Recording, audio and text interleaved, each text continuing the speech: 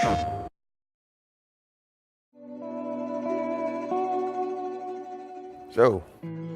just everything you were hoping for? Can't believe people used to live like this. Everything's so fancy. Yeah, we had things pretty good back then. Here we are. Here we are, a very fancy hotel. Very fancy hotel. Can't believe people used to live like this. I know, or people do live like this. I can't believe we're living like this right now. I know. We're a year later. I know. A year has come and gone. It's been a crazy year too.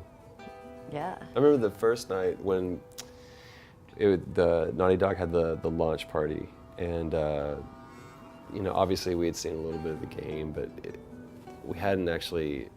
Neil, as we were walking out to the car, he's like, "Wait, I have something for you guys." And he reaches into his car and he pulls out 2 copies of the game. I think we were originally just like, "Okay, good night, we're gonna leave." And Oh, thanks, bye. No, we're playing this right now. It was like, know. we at least had to play through the prologue. Yeah, because we got to your apartment. Yeah. We were all there, popped it in. I remember what you said, which was so cool. You were like, "I can't believe this is happening. Like, I'm not seeing the Naughty Dog logo. I'm not seeing, this isn't happening." It was like this really surreal moment. What did you think? I mean, you've clearly been around this for so long, as far as like working on sets and being in this industry. What did you think when you first saw this?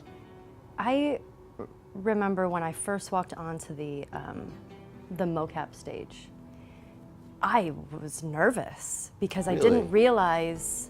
Yeah, so I think you walk in there and you're surrounded by 180 cameras. Yeah. So already you just feel like everything's like right on you.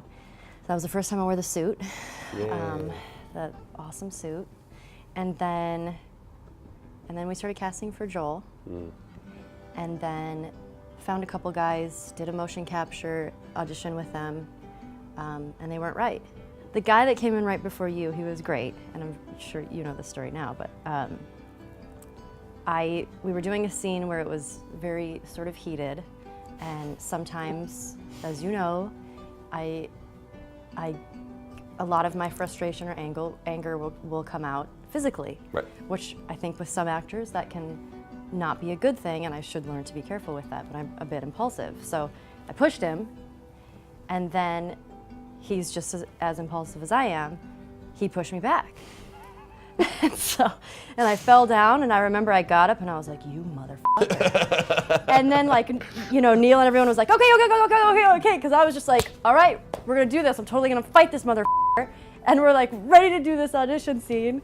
And I was like, "Okay, this is just not right." That would have been a different Joel and Ellie. It would have been a different Joel and Ellie, very combative and maybe not the kind of feels that they were going for. And then you came in and you were like, "Hi," and you were just so refreshed, and I was like, trying to calm down, and you were like, "I want to give you a hug." And then I felt like a child when their parent hugs them. I wanted to start crying because I was like,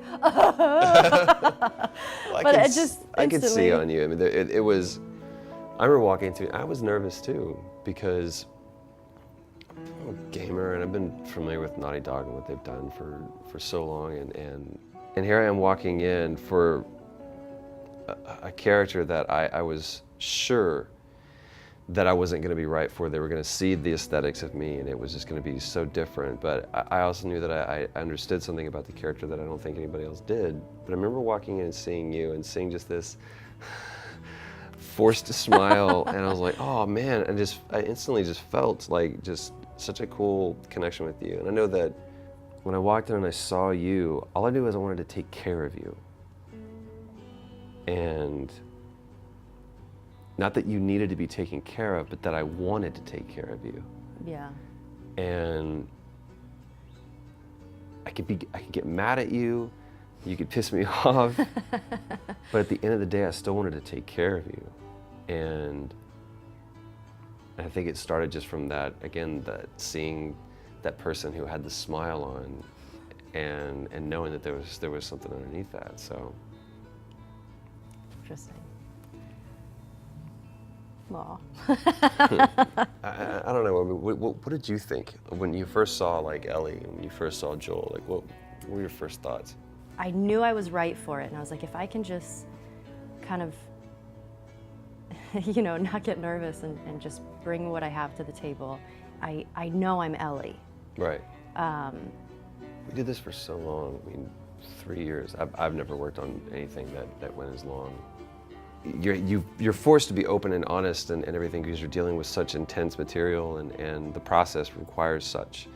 But then you hit that phase where, kind of like what we did in the ranch house, where it's like, we had been working together and we had been trusting each other and going through this and laughing and sharing all these memories and everything else. But that to me was a shift in not only how Joel and Ellie related to each other, but I felt like you and I like hit like a deeper level in our relationship, and you know, up to that point I hadn't done things that really had required that of me. And so that was really the first time I'd ever hit something I was completely unprepared for. I'm looking around going, I don't have the tools for this. I don't know what's wrong. And it was good. Everything that we were doing was fine. It wasn't that we were bad. It wasn't like, oh, that sounds fake or anything. It wasn't honest. It wasn't true. And there was Ellie has that great moment where she says, you know, everybody has left me. Everybody except for you. And you pushed me, which, again, showing your anger. But the line was just, everyone has left me except for you. And you took the scene into this new place, and that's where the trust comes in, because you're compelled to follow. We finished that, and I felt like we're sweaty afterwards. We went through something together. So I saw the alternate ending. Oh. Where it turned into a musical. Oh my God. And I'm so mad because I wasn't there that day. I don't know what my deal was that day, but for some reason I couldn't. I had to walk through the door. I like burst through the door. There was a doctor there who pulled a gun on me, and I had to wrestle the gun away from him, knock him out, and then turn the gun on everybody else who's in the room. And I kept dropping the gun. I don't know why that kept happening, but I couldn't hold on to my gun. And so we were going through it again and again and again and again.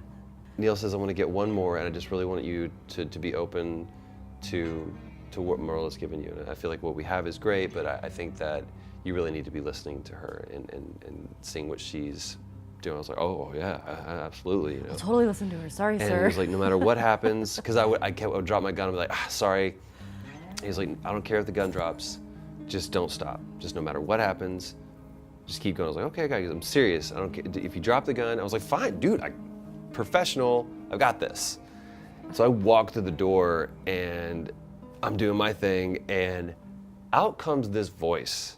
You can't save her, even if you get her out of here. What then? What then? Merle has done Broadway. She was in Rent. Oh, I mean, she's insane. Her voice is you know incredible. that she's good, but you didn't. I was like, damn, girl can sing. And that's when I kind of like got caught looking a little bit. If she's gonna dance, I'm gonna dance too. And I had no It was lines. unreal. I had one line. It was like, you'd only come after her. And that was it. Bang. No lines.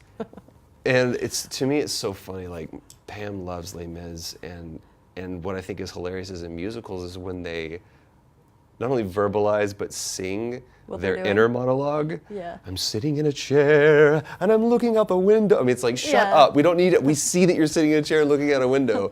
And so Joel starts going into this whole inner monologue of what So he's good. thinking, what he's doing. What am I feeling? So much confusion. I've got a man in my arms and a girl with a gun to my head. But there she is on the table.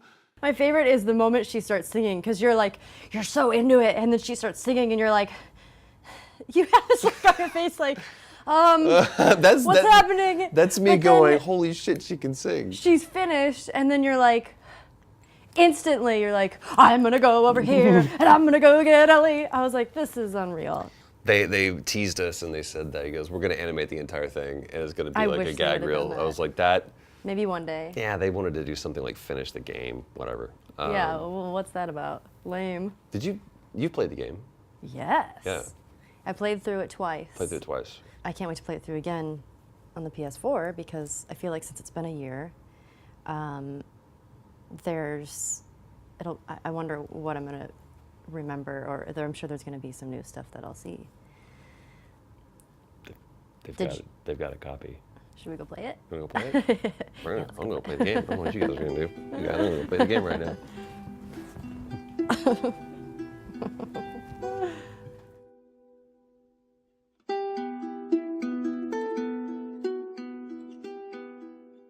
PlayStation